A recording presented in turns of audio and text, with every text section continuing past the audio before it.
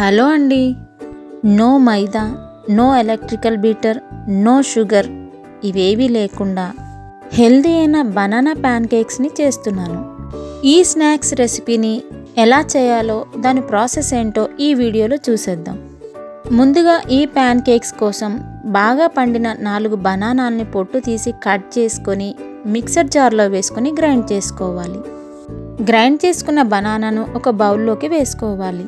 అదే బౌల్లోకి 1 కప్పున్నర గోధుమ పిండిని తీసుకున్నాను. ఈ పిండిలోకి 1/2 స్పూన్ వంట సోడాను, 1 స్పూన్ బేకింగ్ పౌడర్ను వేసుకున్న పిండంతా బనానాలో కలిసిపోయేలాగా విస్కర్తో నెమ్మదిగా కలుపుకోవాలి.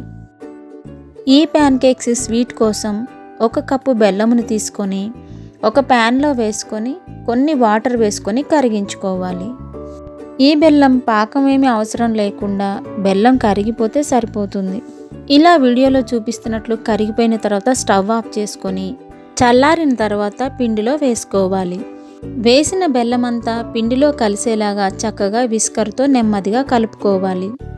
అలా కలుపుతూ బెల్లం అంతా చక్కగా కలిసిపోయేలాగా కలుపుకున్న తర్వాత వెనిలా ఎసెన్స్ను వేసుకోవాలి.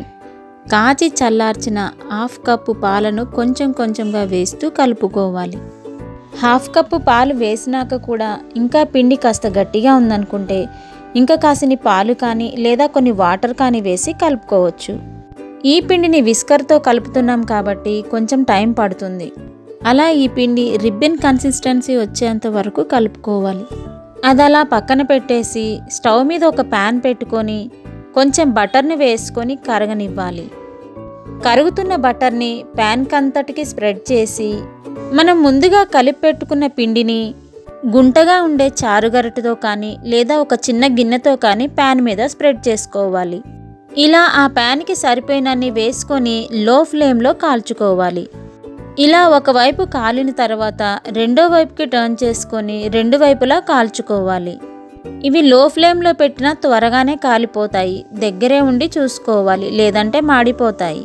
ఇలా 2 వైపులా చక్కగా కాలిన తర్వాత ఒక ప్లేట్లోకి తీసుకోవాలి. రెడీ అయిన ప్యాన్ కేక్స్ని తేనెతో గార్నిషింగ్ చేసి సర్వ్ చేశారంటే సూపర్గా ఉంటాయి. Thank you for watching.